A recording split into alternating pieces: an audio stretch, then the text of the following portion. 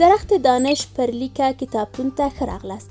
په دې کتابتون کې نه یوازې د ښوونکو، د هغوی د روزونکو، د ښوونځي د مدیرانو، د لیک لوست پروګرام د کارکوونکو او د افغانستان له ښوونې او روزنې سره د تړلو نورو خلکو لپاره د ښوونې او روزنې پرانیستې سرچینې شتون لري، بلکې د هغه کنجکاو ذهن لرونکو لپاره هم د زده کړې مواد شته چې غواړي نوي شیان زده کړي.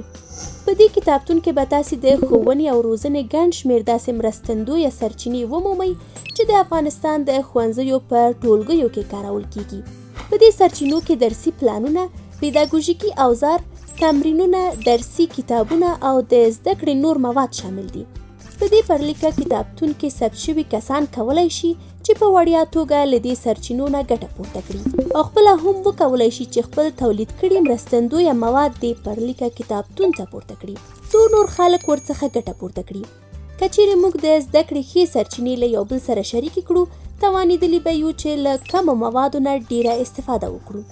دا کتابتون به ستاسې په زیار سره د دې جوګه شي چې د لرې پرتو سیمو د ښوونکو لپاره یو ارزښتناکه سرچینه شي او د هلکانو او نجونو لپاره د باکیفیته زده کړو د تسهیل لپاره به د مرستندویه موادو د نشتون خلا هم ډکه شي. تاسو د درخت دانش پر لیکه کتابتون کې څه موندلی شئ؟ د زده کړې سرچینې چې د هر چا لپاره وړیا او په اسانۍ د ترلاسه کېدو وړ دي. دا سرچینې په ویب پاڼه کې وګورئ، ډاونلوډ یې کړئ، چاپ یې کړئ او له نورو سره یې شریک کړئ. مرستندوی مواد په دری، پښتو او انګریزي ژبو او د افغانستان په شپږو د لږکیو ژبو ازبکي، منجي، نورستاني، ساوجي، شغناني او پشهیي موندل کېدای شي. ټول هغه اساسي مضامین چې په افغانستان کې تدریس کیږي او د نورو علمي اثارو مجموعې، د ابتدایي، متوسطې او عالی دورو لپاره سرچینې او د هرې کچې لپاره عمومي سرچینې، د سرچینو د ډاونلوډ کولو او نورو سرچینو د زیاتولو فرصت. له پرلیکه کتابتون څخه د ګټه اخیستلو اسانه سیستم. راځئ په ګډه یې وګورو چې څنګه ترې ګټه اخیستلی شو. د کتابتون د کارولو لپاره لومړی ګام دا دی چې یو حساب جوړ کړئ او ځان په کتابتون کې ثبت کړئ. د دې لپاره په لومړي قدم کې د براوزر پاڼه خلاصوو او د درخت دانش ویب پاڼې ته داخلیږو. وروسته د ژبې له انتخاب نه د نوم ثبتولو په لینک کلیک کوو. په بله پاڼه کې خپل نوم، رمز او ایمیل ادرس ولیکئ. وروسته کولی شئ په لاندې برخه کې خپل شخصي معلومات ولیکئ او همدارنګه ډیرو پوښتنو ته ځواب ورکړئ او تایید یې کړئ. بس همدومره، تاسو درخت دانش کتابتون کې راجستر شوئ او د کتابتون د کارولو لپاره آماده شئ. کله چې تاسو یو ثبت شوی ګټه اخیستونکی واوسئ نو په اسانۍ سره کولی شئ له کتابتون نه ګټه واخلئ. همدا کافي ده چې په کتابتون باندې کلیک وکړئ، کوم چې د پاڼې په پورتنۍ برخه کې شتون لري، ترڅو کتابتون ته دننه شئ. د کتابتون ښي لاس ته تاسې کټګورۍ وینئ چې له تاسو سره د هغه مشخص مضمون په موندلو کې مرسته کوي چې تاسو ورته اړتیا لرئ. تاسو کولی شئ د خپلې خوښې مضمون د سرچینې د سویې، د سرچینې د مضمون او د سرچینې د ډول پر اساس ولټوئ. که چیرې تاسو یو مشخص عنوان لټوئ نو د هغه عنوان نوم د لټنې په چوکاټ کې ولیکئ او د انټر تڼۍ کېکاږئ. له هغې پرته د مضمون نوم ولیکئ ترڅو تاسې د هغه مضمون ټول مطالب ووینئ چې په کتابتون کې خپاره شوي دي. کله مو چې د خپلې خوښې مطالب ومونده، کولی شئ هغه پر لیکه بڼه ولولئ او یا یې په خپل کمپیوټر کې ذخیره کړئ. د منابعو د زیاتوالي لپاره موږ له خپلو ګډون کوونکو څخه غواړو چې خپل شته منابع د پرلیکه کتابتون ته دننه کړي. تاسې څنګه کولی شئ خپل مرستندوی مواد په کتابتون کې اضافه کړئ؟ کله چې ویب پاڼې ته داخل شوئ، په چپ خوا کې د لیدونکي تر مینو لاندې د منبع وړاندیز په بټن کلیک وکړئ. وروسته له هغې تاسې ته بله پاڼه خلاصیږي، نو بیا کولی شئ هره منبع چې وغواړئ له ضروري معلوماتو سره یې د منبع د اسانه لټون لپاره ولیکئ، لکه د منبع نوم، لنډه پیژندنه، د خپرولو معلومات او نور مهم معلومات.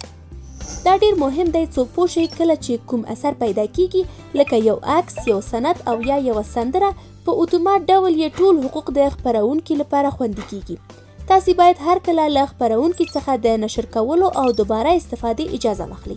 فرق نه کوي که هغه اثر مو په وړیا ډول انټرنیټ کې پیدا کړی وي او یا خپله چا تولید کړی وي. ولې موږ باید څه وکړو؟ کله چې خپرونکی اجازه ورکړي څو ټول د هغه له اثر څخه ګټه واخلي. کریټیو کامنز کولای شي مرسته وکړي. هغه دا اسانتیاوې لري څو خپرونکی خپل اثر په وړیا ډول نشر کړي. لاندې د منبع د رسمي کولو لپاره په درخت دانش کتابتون کې معلومات ورکړل شوي او د وړیا منابعو لپاره باید وړیا تعهد ولرو، ځکه وړیا منابع له روزونکو او زده کوونکو سره مرسته کوي چې د خپل ضرورت په اندازه له هغې نه بیا ګټه واخلي او یا کوم تغییرات پکې راوړي، او دا کار د غیر آزادو منابعو په واسطه نشي کېدی. وړیا ټولګټی ډومین دغه منابع د کوم حق درلودونکي نه دي او پرته له کوم قید او شرط نه دوباره ترې ګټه اخیستلی شي او یا تغییرات پکې راوړلی شي. CC BY یا CC BY SA د کریټیو کامنز اجازه او یا د ورته ګډون د ارجاع اجازه. دغه حقوق د اثارو د دوباره استفادې او په هغې کې د تغییراتو راوړلو په صورت کې هغه مهال ورکول کیږي چې اصلي منبع ته رجوع شوي وي. CC BY NC یا CC BY NC SA د غیر تجاري حقوقو کریټیو کامنز.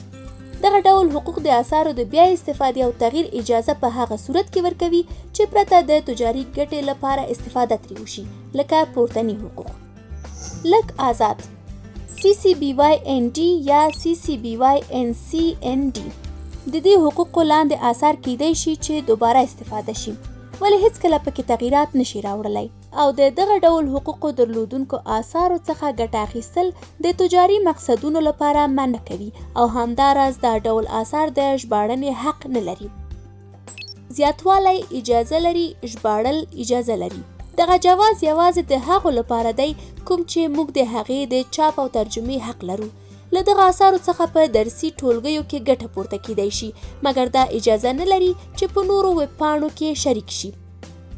زیاتوالی اجازه لري، ژباړل اجازه نه لري. دا جواز د هغو آثارو لپاره دی کوم چې موږ د هغې د اصل او زیاتوالی اجازه په خپله ویب پاڼه کې لرو، ولې نشي کیدای چې وژباړل شي. اجازه ځنډول شوې دغه نښه د هغو آثارو لپاره ده کوم چې د هغه د زیاتوالی اجازه د خپرونکي لخوا ورکړل شوې. دغه آثار باید ونه ژباړل شي او معمولا د دغه مسلې له حل نه مخکې هیڅوک د خپرولو حق نه لري. موږ همدارنګه یوه بله برخه په بل نوم لرو. نور دغه ټک یا نښه باید هغه وخت انتخاب شي چې د آثارو د اجازې حق د پورته تعریفونو له هیڅ یو سره مطابقت ونه لري او ټول جزئیات باید د متن په برخه کې وړاندې شي. د خپرولو د حقوقو لاندې مواد چې د زیاتوالي اجازه یې نه ده ورکړل شوې باید خپور نشي. نامعلومه دا نښه هغه وخت انتخابیږي کله چې خپرونکی معلوم نه وي او یا له هغه سره د اړیکې ټینګولو کوښښونه کومه مثبته نتیجه ونه لري. د آثارو نښه کول له نامعلومو برخو سره موږ خپرونکي ته دا حق ورکوو ترڅو له موږ سره اړیکې ونیسي او د خپل اثر د خپرولو د ډول په باره کې معلومات راکړي. هیڅکله هیر نه کړئ چې د منابعو پر مخ د تغییر راوړلو په صورت کې یو نوی پیغام ثبت کړئ ترڅو نور له هغو تغییراتو څخه خبر شي چې تاسو راوړي دي. اوس چې تاسو خپل کار تکمیل کړئ ستاسو منبع زموږ د محتوا د برخې مسؤل ته د خپرولو د اجازې لپاره استول کیږي او وروسته له اجازې نه ستاسو منبع ستاسو په خپل نوم د درخت دانش په آنلاین کتابتون کې پاتې کیږي. په کتابتون کې ځینې نور توکي لکه د درخت دانش د ځانګړو لغتونو ټولګه او لینکونه چې کیدای شي تاسو ته ګټور تمام شي. د درخت دانش د ځانګړو لغتونو ټولګه په انګریزي، فارسی او پښتو ژبو د اصطلاحاتو هغه لیست دی چې د مضمون پر اساس طبقه بندي شوي دي. کله چې تاسو د کومې اصطلاح معنا ته اړتیا ولرئ کولی شئ د درخت دانش د ځانګړو لغتونو ټولګې ته مراجعه وکړئ. د ځانګړو لغتونو د ټولګې پرانیستلو لپاره کورپاڼه پرانیزئ او د پاڼې لاندینۍ برخې ته لاړ شئ او یا مستقیم په دې لینک باندې کلیک وکړئ. د لینکونو په پاڼه کې موږ نور پرلیکه سایټونه لکه پرلیکه کتابتون د ویډیوګانو مجموعه او نورې وړیا زده کړیزې سرچینې ځای پر ځای کړي دي چې ممکن تاسو ته ګټور واوسي. موږ هیله مند یو چې تاسو د درخت دانش کتابتون د یوې ګټورې منبع په ډول په ټولګیو کې په روزنیزو پروګرامونو کې د مرستندویه موادو په توګه وکاروئ او په پلان جوړونه کې ترې ګټه پورته کړئ. موږ ستاسې نظرونو، وړاندیزونو او نیوکو ته هرکلی وایو. هیله مند یو چې په ګډې همکارۍ سره په افغانستان کې یو غښتلی او باکیفیته تعلیمي سیستم رامنځته کړو.